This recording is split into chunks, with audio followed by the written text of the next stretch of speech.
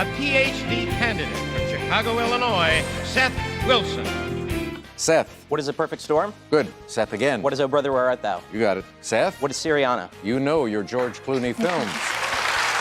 You have the lead. It's so cool to hear a John Gilbert clip and an Alex Trebek clip and a Seth Wilson clip from Jeopardy. Are you serious? Yes, I am. While I've been sheltering in place and writing lesson plans and writing music, I've been watching Jeopardy episodes, and Seth Wilson had a 12-game win streak that was phenomenal.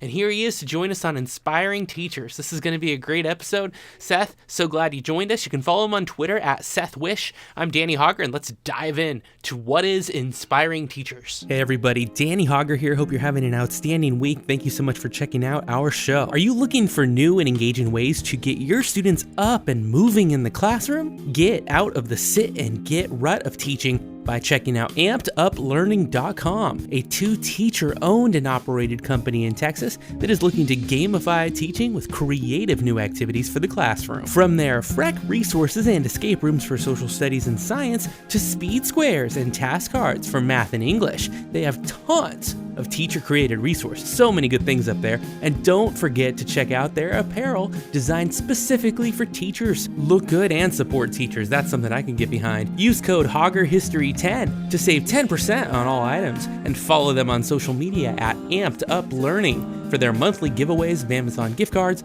lessons, and apparel. Man, supporting teachers while also supporting teachers, that sounds like something we could really get behind. And don't forget to use that code HaugerHistory10 to save 10% on all items at AmpedUpLearning.com. What a great way to start. Now let's move on to the show. Thank you so much for supporting Inspiring Teachers. Welcome to Inspiring Teachers, a show bringing you classroom tips, motivation, and stories from successful educators. Join Tavis Beam and Danny Hauger as they explore the why of teaching.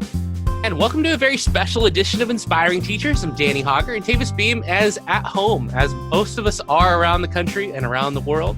Hey, during shelter in place, while I've been working and making lesson plans for my students, I was watching some Jeopardy on Netflix in a new series that's been posted recently. And I saw Seth Wilson make a run that I've rarely seen. And he did it with like this coolness about him and this kindness that I thought shined through. And I thought, who is this guy? I wanted more than 30 seconds between rounds to figure out who he is. And Seth Wilson, Jeopardy champion, joins us today. How are you doing? I'm doing well, all things considered. Thanks very much for having me on. This is really exciting for me. Oh, absolutely. It's exciting for us too. I just think it's such a cool thing to be able to reach out to people now when you see them in various facets of life and be able to hear more about them and get in touch in a way that we couldn't do 15 or 20 years ago. In the same way that this staying at home business would have been a lot trickier 20 years ago too. Yeah, for sure. Thank you so much. My first question for you is, I sometimes think about my life as a highlight reel. I recently came out with a new album called All at Once because I feel like we go through these periods of monotony and routine, and then every once in a while a flurry of activity and feels like progress happens. Did you feel like being on Jeopardy and having that run was a momentous event in your life, or do you think of it as a sequence of stepping stones, and how do you reflect on that time? Yeah, I mean, often people will want to ask me questions about it, and they always say, you must be so tired of talking about it. And I always say, no, I'll never be tired of talking about it. It was like the most interesting and fun thing that's ever happened to me. So yeah, I mean, it was a bit of a whirlwind because they tape 5 episodes a day. So I was in California for like a week and a half.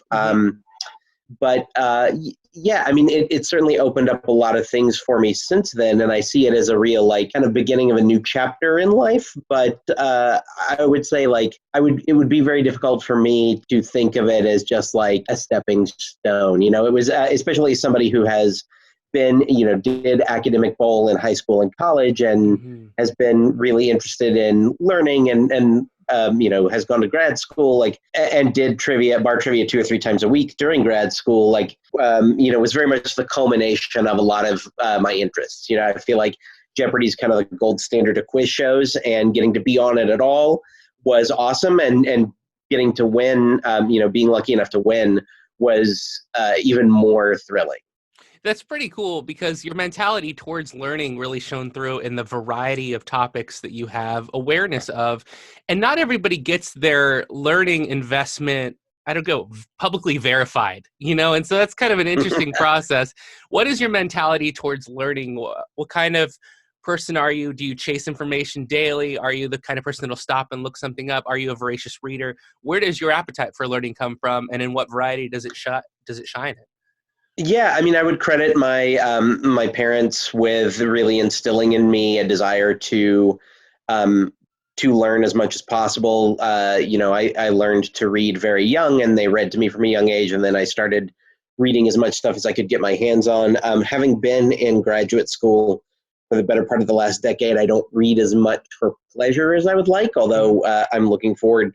I'm wrapping up my dissertation project this spring, and so I'm looking forward to maybe getting a little bit more time back in that way. But yeah, I keep a notepad, like a series of notes on my phone anytime I find something I want to learn more about, and I'll jot it down, look it up later. I try to read broadly across topics. I found particularly when I'm writing or if I'm working on something and need a little bit of background noise, I'll turn on like TED Talks or the Yale online courses are actually really good for that type of just sort of like learning about stuff. Like I've been watching one recently about game theory, which is something that I'm really fascinated by. I don't know a ton about. So yeah, I just try to read as much different stuff and come in contact with as many different things as possible because I'm sort of interested in everything. And every time I find a new subject that I don't know a ton about, I'm like, well, I would really love to know as much as possible about, economic forecasting models or whatever. So that's definitely something that I try to do is to expose myself to as much information as I can. I think that's a wonderful thing for everyone to learn, especially, I love the moments as a teacher. I teach history to high school students when I can just pop out something from science or English and they're like, wait a minute, but you teach history. I'm like, right. I mean, we can all expand, I don't live in this hole. I just work here, So, yeah. Is the idea of jotting down things for later, is that a time management and focus issue when you work, when you learn? Are you diving into one area at a time? Or do you divert? For example, like I've got the guitars behind me and I'll go from a song to a podcast to a lesson and I just like to be creating all the time. But I've never had the singular focus of like, I'm going to finish 25 chapters of that book that I'm writing before I touch anything else. What kind of time management do you employ or how do you go project to project? Because I know you're always doing something. Yeah. For me, it's because my natural approach to things is very scattershot and diffuse. I have... Yeah. And I read a book by a computer scientist at Georgetown named Cal Newport, who is he does a lot of work as a computer scientist, and he's a professor, but he also is sort of an efficiency expert. And the book said that you really need to try, if you're working on a big project, to get yourself at least 4 uninterrupted hours a day to focus. That your brain will allow you to do that, and the internet. I love the ability to, if I'm like, if I am trying to remember what the third song on Elvis Costello's 9th album was, I can look that up immediately, and that information is always accessible to me. But because I tend to like have a very wide-ranging approach to whatever I'm studying, I have to be really careful that I don't end up then, allowing myself to get sidetracked. So I try, whether it's the notes app in my phone if I'm out, or I keep a notebook at home so I can not have to touch my phone any more than I have to, so that I can give myself as much time to work on something. If I'm going to sit down and work on something, I try to block out at least an hour for it. Just because if I don't, I know that I will end up, rereading the first few chapters of some novel instead of the thing that I'm supposed to be working on. For sure. So it's more about like getting away from, I guess not necessarily bad habits, but habits that can be counterproductive to trying to get a big project wrestled. Yeah, those to completion. Good tips. I think of it sometimes as like a preheating process. Now that I'm like evaluating it in my mind, I need to get some nervous energy out on a few small things, and then I can dive into like that real good burn on something that I'm working on. For sure. As someone who's had time in the classroom and worked with students, you posted and some of your students talked about online, some things that I was looking at, that you always supported them with office hours and you always encouraged them to come see if they had any issues or needed to learn anything additionally. And I wanted to ask you why you thought that that time was an important opportunity for students, and maybe that was something that was important to you as a student. Yeah, as a student, it was always nice to know. I think that like it is very easy for a student to feel like the professor or teacher is their adversary, because they're, like they are constantly correcting things, like giving them feedback that is, we tend as teachers to not say as much about what's right with something and to be like, here's what you need to do to fix it. So I feel like allowing students to have a chance to work with you one-on-one gives them a bit of insight into, the fact that you are I always see myself as like, I work with them. I see myself as like a coach, not like a boss. It's not about just like ticking all the boxes. And I've also found that particularly like in the classes that I've taught, the subjects, it tends to be the case that a lot of students are reluctant to express an opinion, whether for fear that they might be wrong or because sometimes like in a discussion class, a small group of people talks a lot and can dominate the conversation. And it's nice to have people who are excited about being there and sharing their opinion. But this is something I picked up from a syllabus that I saw once that said, that it was a literature class. Discussion and participation was a key part of the grade. And the professor said, if you're shy, come to my office hours and we can talk about it. And I feel like giving students a chance to get to express their thoughts in a place where they might not feel, where they might feel more comfortable, like they're not going to end up saying something that leads to some sort of disagreement. We students are so focused on being right because of things like standardized tests and and grade being worried about their grades, that I think there is often an almost paralytic fear of being wrong. Mm-hmm. And like eventually you get to a point where you learn that the only way you can learn stuff is by being wrong. And so like you make a mistake and you learn and grow from it. And so I found that office hours and allowing students to get a chance to talk to you outside of the formal, like here's the class and here's exactly what we're doing, is a really helpful way of like making them feel more comfortable with the material and with the idea, like that not everything has to be 100% correct all the time. Yeah, no, that's an interesting concept. And I hear a lot of different things in there that I reflect and can gel with as a high school teacher as well. And I try to, on day one, make myself really vulnerable to my students. I tell them everything about my life in 30 minutes. And it's the best investment all year in having them know who I am and what I believe in, so that they can feel comfortable sharing the same kind of personality. Because then if we're going to be vulnerable, we can be wrong and work from there. And we can get to the point of finding evidence to support claims, but first trusting that we're not going to destroy each other and make examples out of each other. Is challenging yourself and vulnerability, that seems like something you would have also seen a lot in your PhD and in your writing and researching of theatrical performances too. Is that where you learned that from? Yeah, I mean, especially like having gone through a lot of like, because in addition to the scholarly work I do, I'm also a professional freelance actor and director, and have been trained, through undergrad and grad school in that way as well. And you really have to get to a point where, you, as much as you can, you take your ego out of something and you get, you are like, well, like it's almost like it's an almost scientific approach where it's like, let's experiment, let's see what's right and what's wrong, what sticks. And yeah, I mean, that has definitely, and, in writing a long scholarly dissertation and getting a lot of feedback about like, well, this isn't necessarily wrong, or this is wrong and you need to look at this other source. I think despite like the idea that a teacher or professor is like a font of knowledge and they dispense it all, I think like learning to embrace your wrongness and that type of vulnerability is really important. Like for, like as soon as you think you know everything, like you are opening yourself up to much more criticism of your ideas than before. Yeah. Nobody has all the answers, and I think that's one really great thing that I've gotten out of my theatrical background, is that the only thing that makes a production good is everybody, sharing as much of themselves as they can, and working, building this team that is solving these problems together, instead of one person being like, here's exactly what we're going to do.